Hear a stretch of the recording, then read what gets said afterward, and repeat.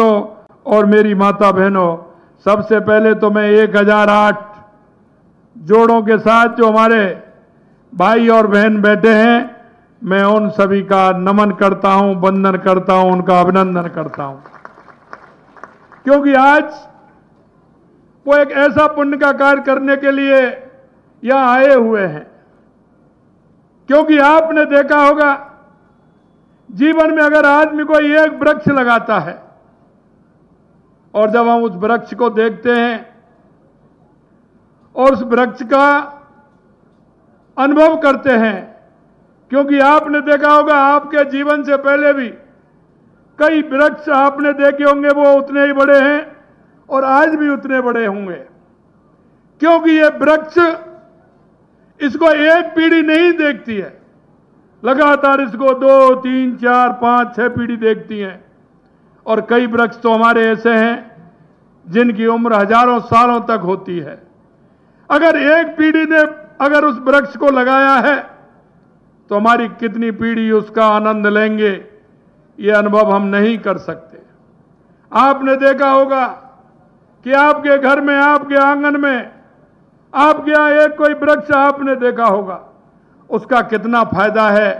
मैं आपसे इसलिए कहना चाहता हूं कि ये वृक्ष हमारे जीवन का मूलभूत है, हमारी जीवन को सांस देने का काम करता है।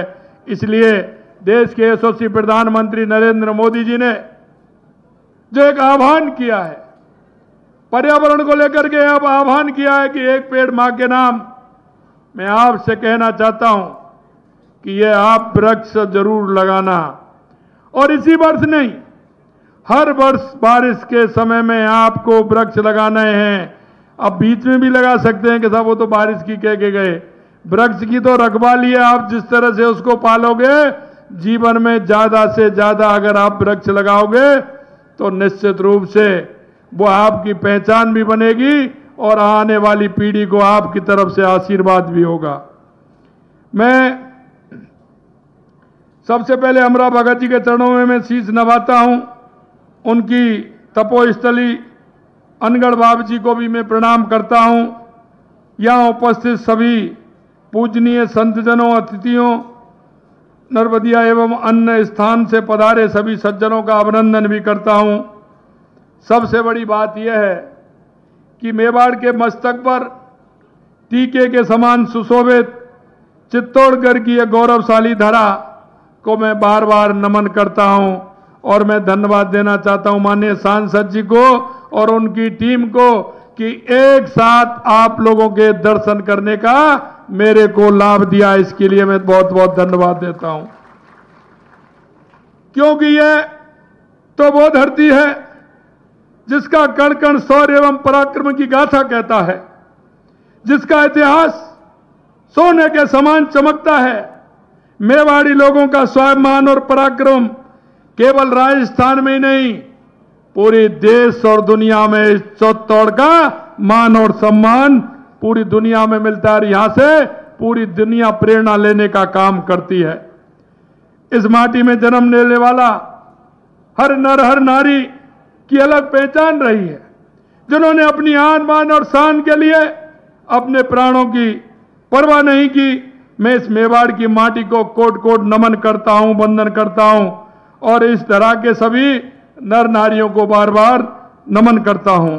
यह मेवाड़ की भूमि शक्ति भक्ति की भूमि है, यह शक्ति की भूमि है, यह वीर शिरोमणि महाराणा प्रताप की भूमि है, तो ये भक्त शिरोमणि मीराबाई की भूमि है और यहाँ त्याग की मूर्ति स्वामी भक्त पन्ना झाई की भी भूमि है और ये दानवीर भामाशाह की भी भूमि है।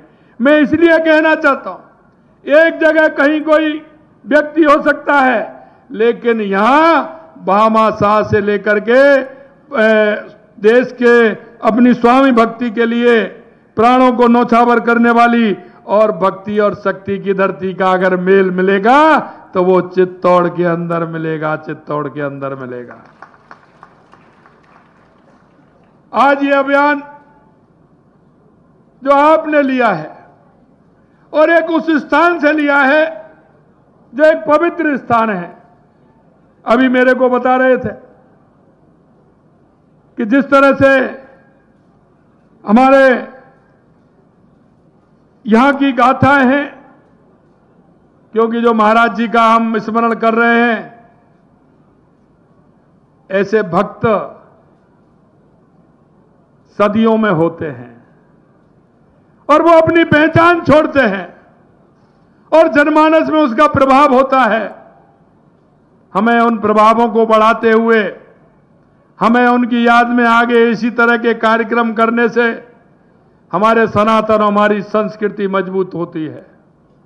हमारी सनातन और हमारी संस्कृति मजबूत होती है। आने वाली पीढ़ी को हम उसका संदेश भी दे पाते हैं। मैं आपसे इतना ही कहना चाहता हूं कि ये वो स्थान है और इस स्थान को आपने यहां वृक्षारोपण और मेरे से कहा गौशाला, और गौशाला जहां होती है वो पवित्र भूमि सबसे पवित्र होती है। और मैं आज आपको धन्यवाद देना चाहता हूं और यहां के सभी हमारे जो इस मंदिर के ट्रस्टी हैं उनको भी धन्यवाद देना चाहता हूं कि आज उन्होंने एक अच्छा काम और किया है कि गौशाला का निर्माण भी यहां होने वाला है, उसका रजिस्ट्रेशन भी हो गया। और गौशाला मंत्री मेरे साथ हैं, उन्होंने कहा साहब इस गौशाला के लिए हमें आश्रय योजना में नवीन गौशाला खोलने के लिए 10 लाख गौ सेवा समिति और गौशाला के निर्माण के लिए जो यहाँ 90 लाख रुपए का व्यय होगा वो भी यहाँ हम करने वाले हैं। इसलिए बहुत बहुत धन्यवाद और साधुवाद मैं आपको देना चाहता हूं कि एक अच्छा काम आपने यहां किया है।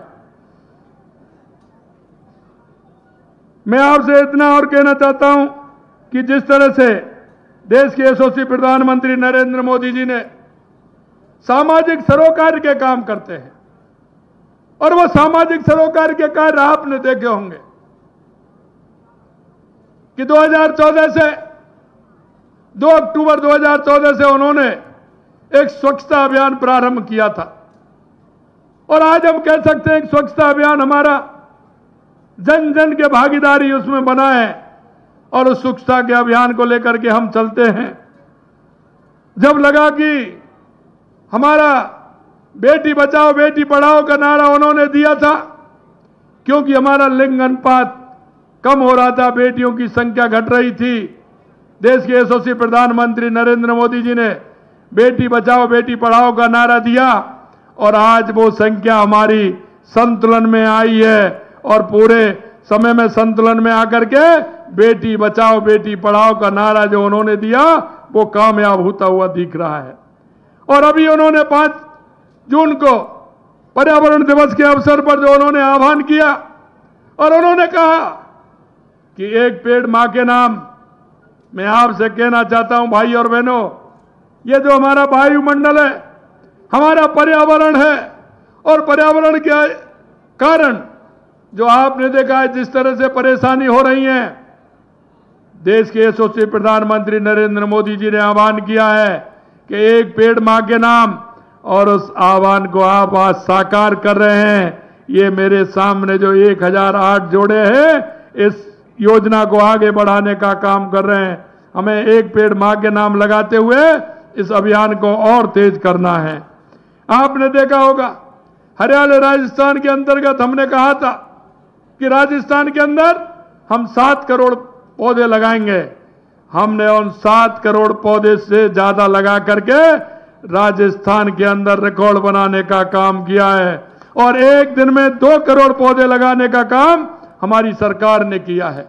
मैं आपसे कहना चाहता हूं भाई और बहनों कि हमने जो ये जो अभियान लिया है, इस अभियान को आगे रखते हुए अगले आने वाले 5 साल में हमको 50 करोड़ पौधे लगाने का काम हमें करना है। 50 करोड़ पौधे लगाने का काम करना है।